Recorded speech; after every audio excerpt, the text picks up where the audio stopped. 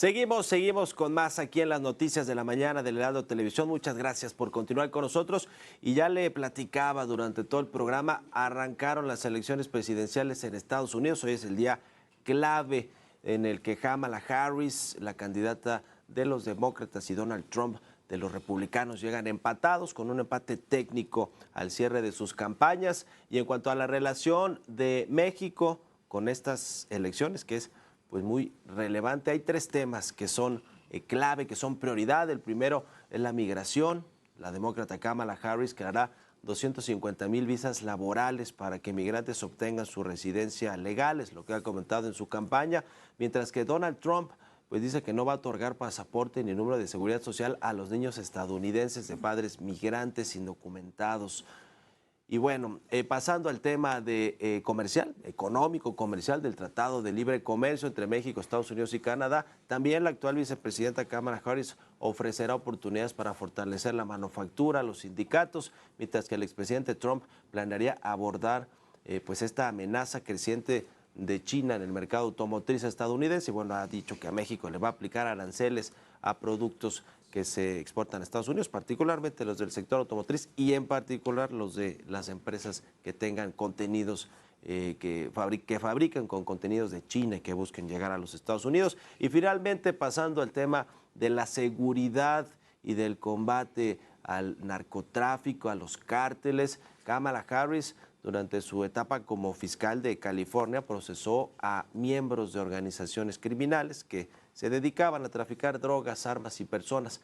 Y Donald Trump pues también ha dicho que se va a enfocar a frenar el tráfico de fentanilo que llega desde China a través de la frontera sur de Estados Unidos, es decir, a través de México.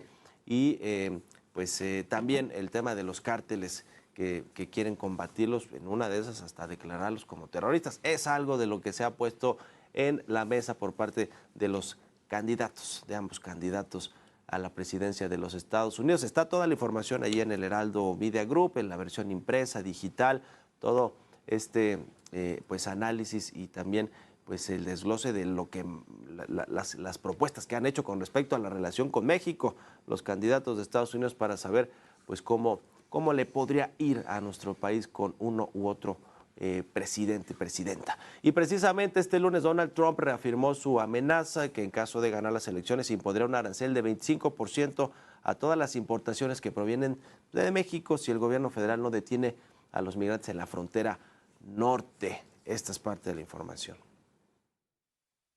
But now we have a new president in Mexico. Supposed a very nice woman. They say I haven't met her, and I'm going to inform her on day one or sooner that if they don't stop this onslaught of criminals and drugs coming into our country, I'm going to immediately impose a 25% tariff on everything they send in to the United States of America. Y para analizar con más detalle, más a profundidad la elección de Estados Unidos y lo que vendrá postelectoralmente, saludo y me da mucho gusto que nos acompañen aquí en el estudio del Heraldo Televisión a Eunice Rendón y a Verónica Ortiz, analistas en temas internacionales. Bienvenidas, ¿cómo están? Buenos días. Hola, buenos días. Qué gusto Eunice. estar aquí. A ver, Gracias, Mario. pues la primera pregunta que tengo que hacerles es, ¿quién le conviene más a México? Si tuviéramos que hablar de conveniencias o no, que gane Donald Trump o Kamala Harris, hay propuestas que han hecho los dos candidatos, la candidata y el candidato, pero pues muchas de las propuestas de campaña no terminan siendo realidad, aunque no sé si ahora Trump vendrá más radicalizado, recargado, porque pues es su última oportunidad como presidente, o Kamala Harris, que se convertirá en la primera mujer en ocupar la presidencia de los Estados Unidos. A ver, empezamos, si quieres, contigo, Vero, este análisis que sé que no se puede decir pues uno u otro tan fácil, claro. ¿no? Porque hay muchos temas que analizar, pero pues México, ¿cómo pinta en todo este tema, ya sea con Kamala Harris o Donald Trump? A ver, yo lo dividiría en dos. Te diría, creo que al gobierno mexicano, al gobierno de Claudia Sheinbaum, preferirían un triunfo de Donald Trump, un poco en el sentido de más vale malo por conocido. Es decir, ya vivieron con el presidente López Obrador la primera presidencia de Trump, Sí. de alguna manera sienten que saben cómo a lo mejor lidiar con él. saben esto que decías tú, que es muy, ¿no? Muy vocal, muy agresivo, etcétera, pero al final es una... Se puede negociar. Exacto, porque es totalmente transaccional y entonces estarían quizá, se sentirían a lo mejor como más, ¿no? En una zona ya conocida por lo menos. Que bueno, pues eso puede tener sus riesgos. Pero yo creo que como país nos conviene definitivamente o nos convendría un triunfo de Kamala Harris en el sentido de que más allá de lo transaccional, creo que para la democracia mexicana, para el fortalecimiento de las instituciones o por lo menos para el freno de la erosión institucional, nos convendría una presidencia del lado de Estados Unidos que no solo busque transacciones muy concretas, sino que busque un estándar por lo menos mínimo en temas de institucionalidad, ya sea en seguridad, en migración, ¿no? En comercio inclusive. Pero ninguno de los dos va a ser fácil, ¿eh? No, es lo que yo quisiera. Eso sí está por descontado, que Exacto. ninguno va a ser fácil. Eunice Rendón, Trump o Harris. Bueno, yo creo que efectivamente no va a ser un escenario terso con ninguno de los dos, particularmente en estos temas de migración, comercio y seguridad. Sí. Creo que si Trump viene remasterizado, creo que le conviene Kamala Harris a México, porque aunque ya conocen a Trump, yo creo que Andrés Manuel López Obrador se entendía ciertamente con Trump, hay que ver el tema ya con la presidenta Claudia. Sin embargo, creo que puede ser más agresivo. Sí lo veo un poco con tintes más agresivos, radical. más radical. Y en el caso con México, ya no solamente es el tema constante de la migración, sino yo lo he visto incluso más duro con el tema de la seguridad y el tema del fentanilo y las drogas, que es la amenaza que también hace con los aranceles, de denominar estos grupos como terroristas, que eso le da, yo creo que hay más riesgo con Trump de pues un eventual problema en intervencionismo relacionado con el tema de seguridad, aunque pues no hay que olvidar que en el episodio Biden final, el Mayo Zambada, etcétera, también hubo algo muy similar, entonces por eso creo que no va a ser terso, pero sí, por ejemplo, en el tema migrante, el lenguaje cambia, mientras que Trump tiene un lenguaje más agresivo y eso resuena en algunos que a lo mejor ya eran racistas, pero se sienten con el derecho de serlo al escuchar a un mandatario que dice eso. Crecieron los crímenes de odio 20% con Donald Trump en la presidencia, principalmente en contra de latinos. Entonces, Kamala tiene un mejor, digamos, manejo en la comunicación hacia las personas y eso pues creo que puede beneficiar.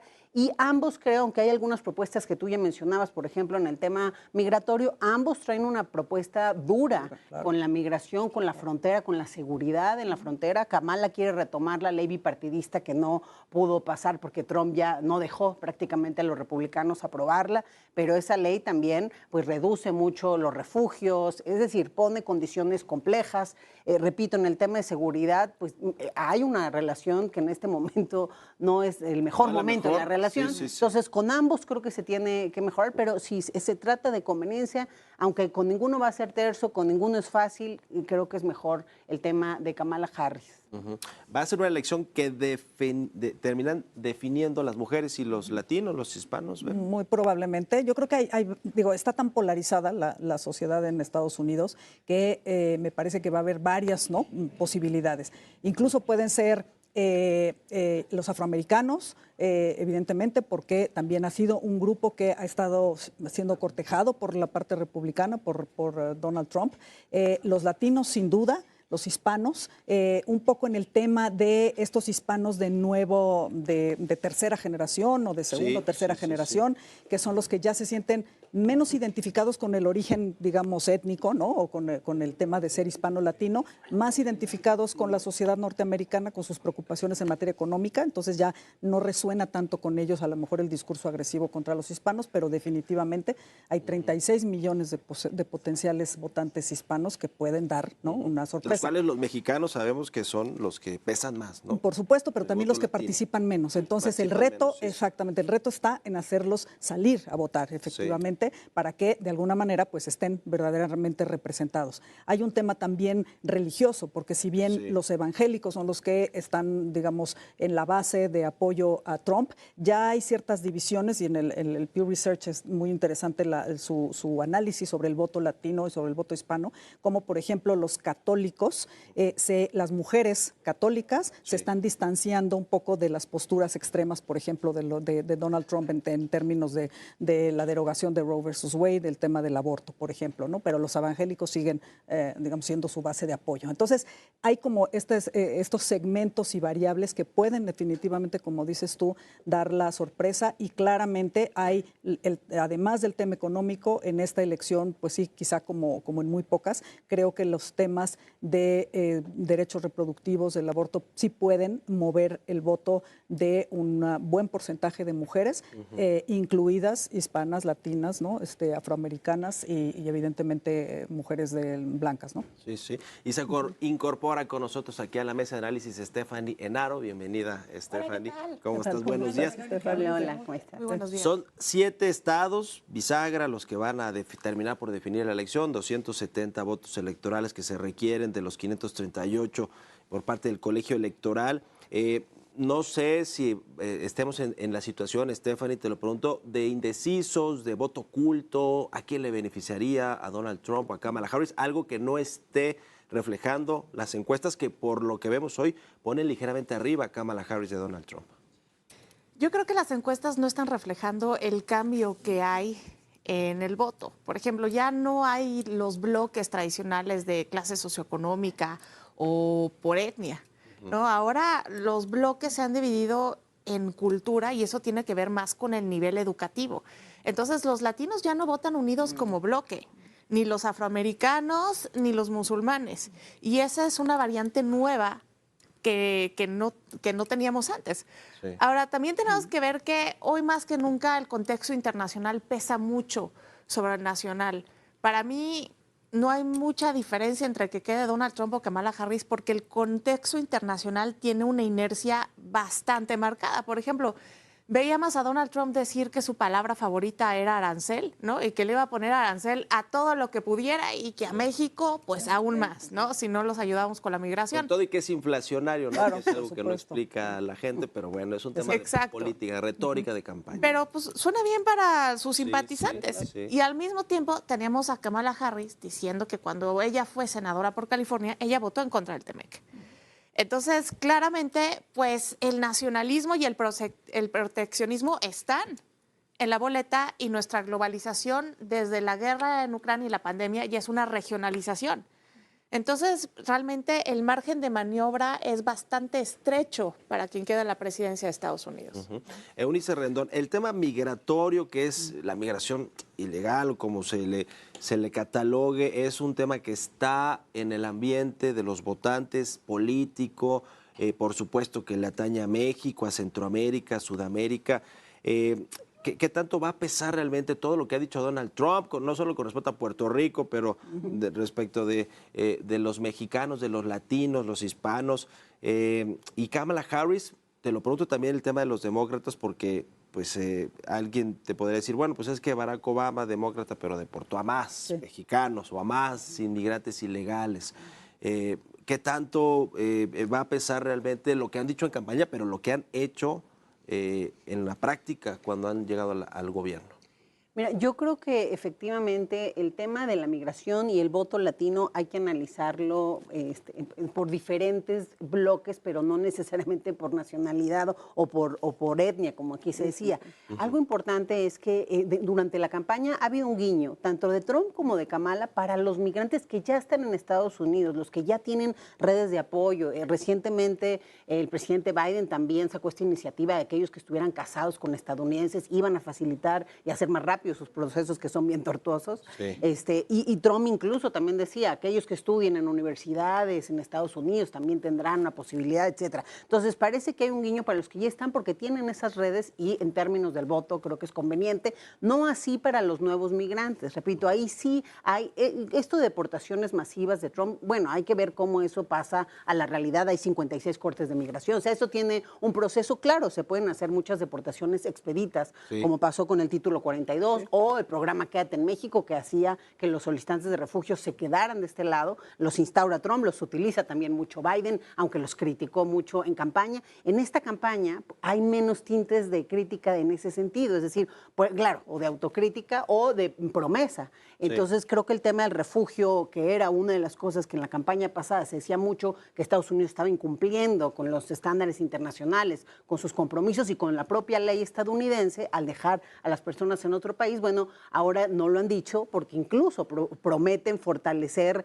digamos, los requisitos para que menos gente cumpla con ellos. Y sin embargo, hay este guiño porque creo que el voto latino, como aquí se ha dicho, pesa cada vez más. Es una población muy joven que va obteniendo la mayoría de edad. Entonces, hoy hay 4 millones más de personas que en 2020. Claro, hay que ver si van a votar, ¿no?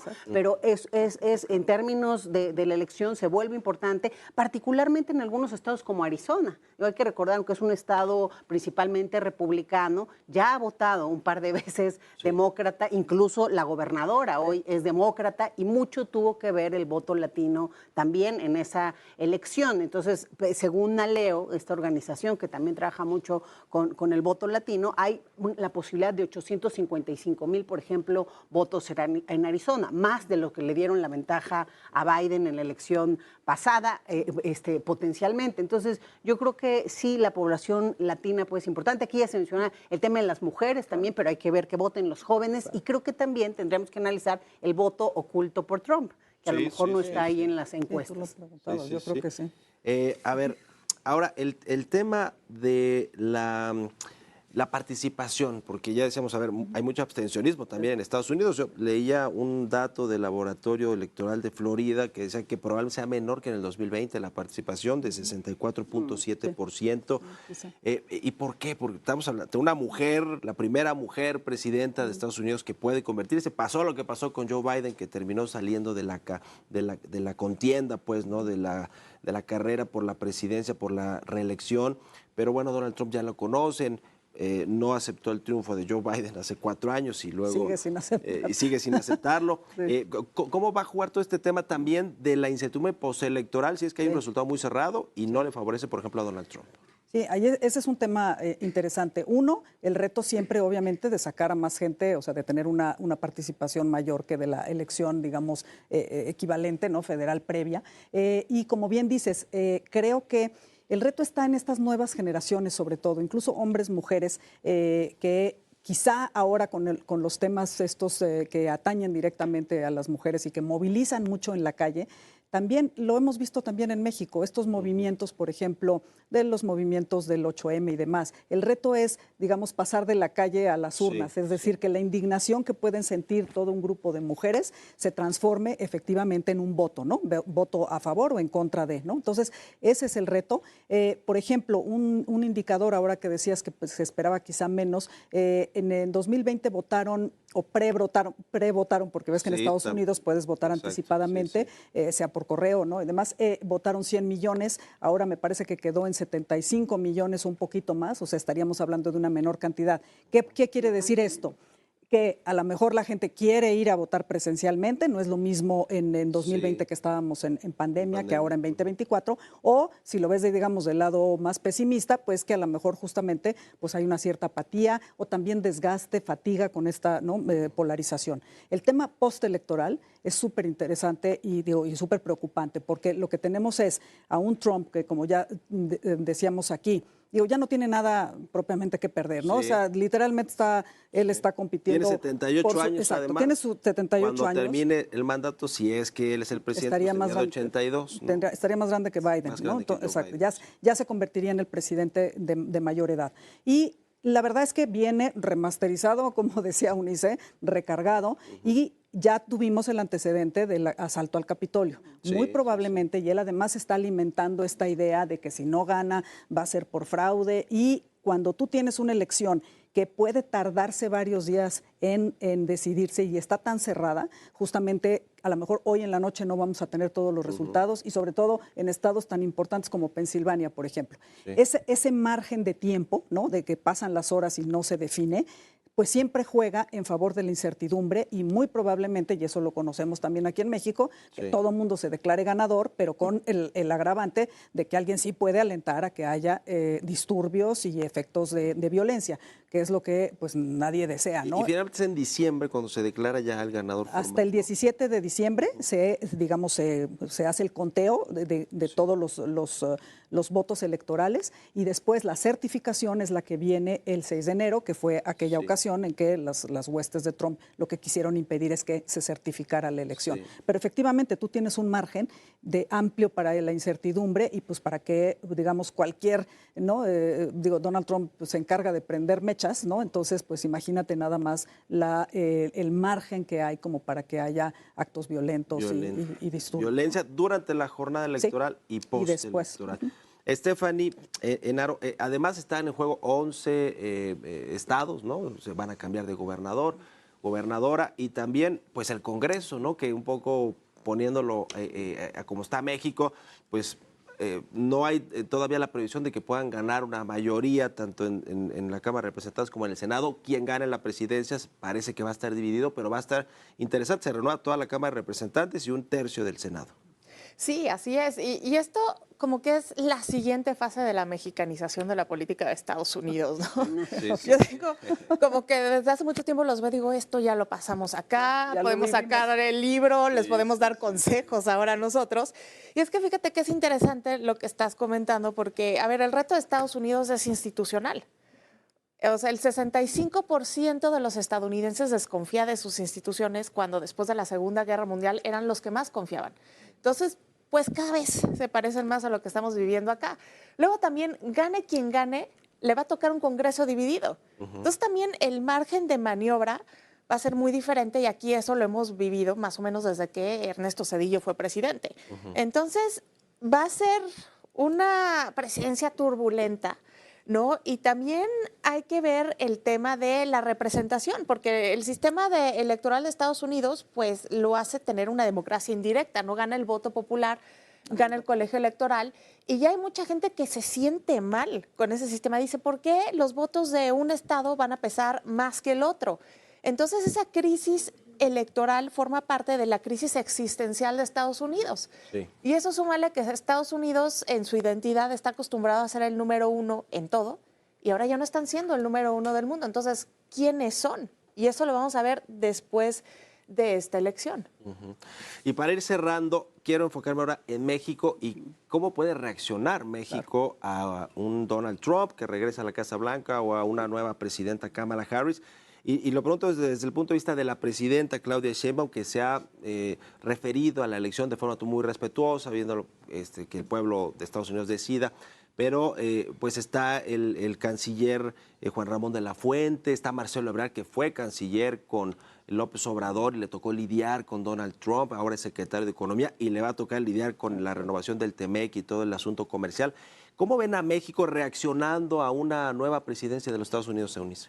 Bueno, yo creo que México tiene que tener una estrategia, anticiparse a cualquiera de los resultados, entendiendo a ambos personajes. Donald Trump pues va a ser muy reaccionario, va a seguir con este discurso agresivo, el tema de aranceles, como aquí ya se dijo, pues es su favorito y va a estar con esa amenaza porque quiere mostrar también a su público que les va a cumplir y México pues es un tema que él puede utilizar. Entonces hay que ser muy inteligentes en las respuestas a Donald Trump. Creo que lo importante con Donald Trump es poner en la misma mesa varios temas para negociar, porque hay algunos en los que les conviene también negociar con México. Que así lo hizo Donald Trump el sexenio pasado, ¿no? Claro. López Obrador. Entonces es importante poner varios temas sobre la mesa. Creo que en el tema migratorio nos ha faltado realmente una mayor capacidad de negociación. Es decir, aceptamos cosas inaceptables a cambio de nada prácticamente. Entonces es importante que haya, si vamos a hacer el muro de Estados Unidos, porque también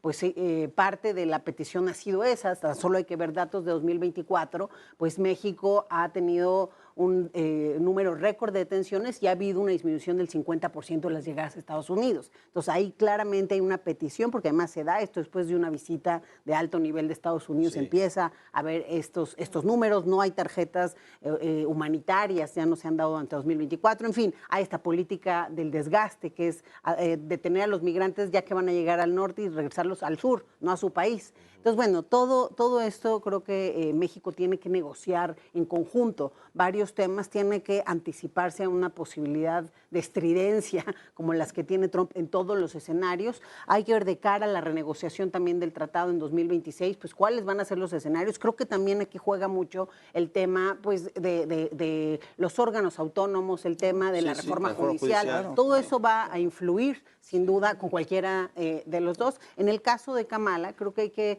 puede haber continuidad en algunos temas. Me parece que en ambos, como aquí lo decíamos, hay que retomar la relación en materia de seguridad. Creo que a ninguno de los dos países conviene que haya esta situación. Creo que con Harfush puede eso también retomarse, tiene experiencia en el tema y creo que en la Supersecretaría de Inteligencia que él está pretendiendo formar es necesaria la colaboración también con las agencias y con Estados Unidos en materia de seguridad. Entonces, pues creo que también ahí tiene que México anticiparse y, por supuesto, con Donald Trump en los consulados, pues todo el tema de protección hacia nuestras comunidades, porque una diferencia entre Trump y Biden o Obama es que las deportaciones de Trump eran tierra adentro, o sea, gente que ya llevaba tiempo en Estados Unidos, que ya tiene una familia, una red, mientras que con Biden y con Obama, aunque son muchas, son fronterizas.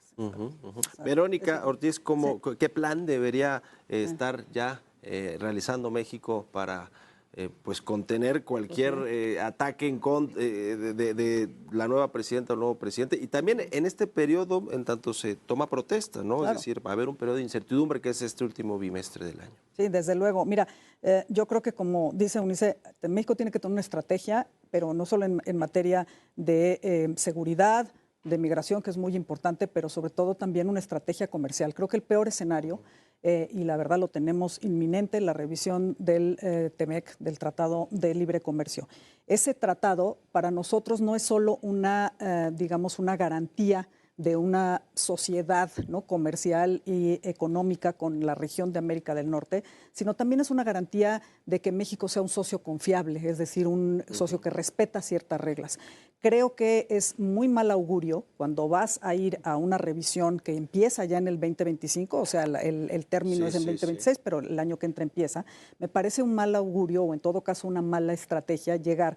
Ya tenemos un panel abierto en materia de energía, ya tenemos otro panel abierto en materia de el maíz transgénico y estamos haciendo todo lo posible, digamos, por dinamitar otras certidumbres que tenemos. Ya se decía aquí el tema de la reforma judicial, el tema que se acaba de anunciar de que sí va a la desaparición de los órganos autónomos. Bueno, eso incide y viola efectivamente disposiciones, sobre todo cuando piensas en el IFT, en telecomunicaciones, en competencia económica. en el tratado, exacto, viola directamente previsiones que tenemos, de hecho, no solo en el TEMEC, sino en el Tratado también de Libre Comercio con la Unión Europea, que no hemos podido acabar de firmar.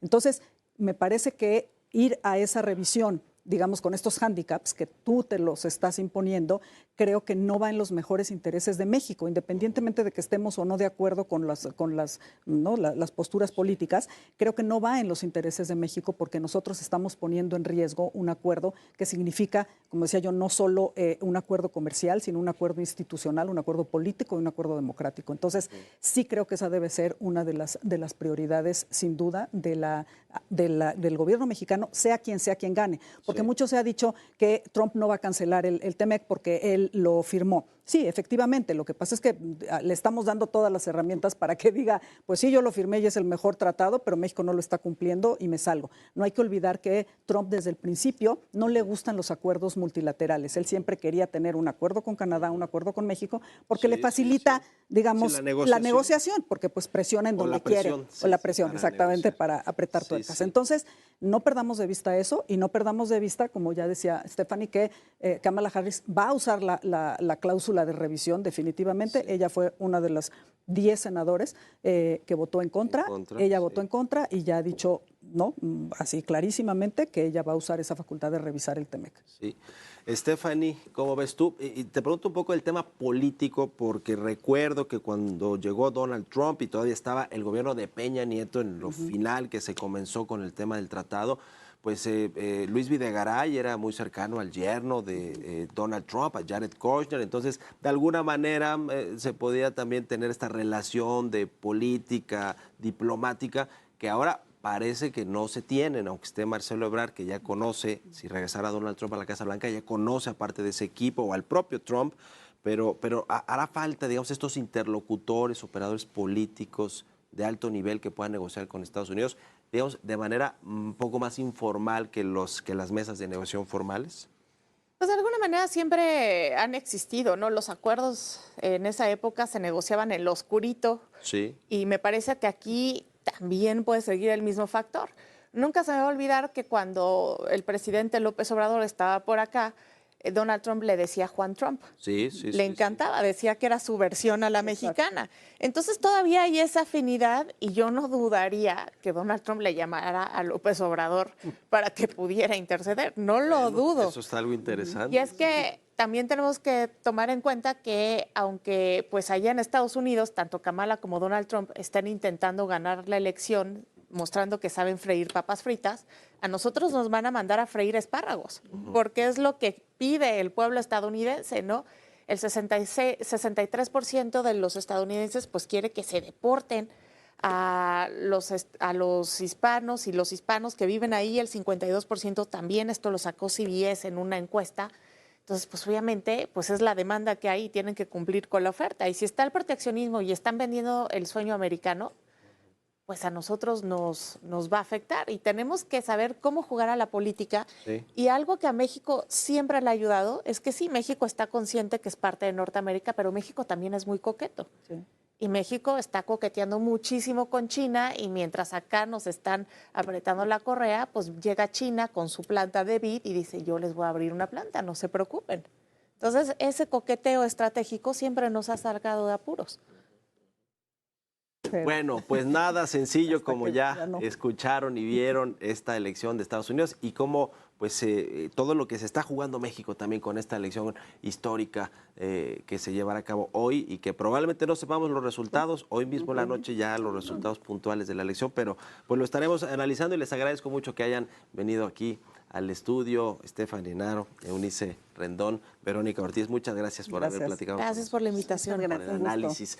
8:33. Recuerde que puede seguir la jornada electoral de Estados Unidos en todas las plataformas del Heraldo Media Group, en televisión, en radio, en digital. Tendremos la cobertura minuto a minuto y también puede consultar todos los avances de los resultados conforme vayan saliendo en el portal heraldousa.com.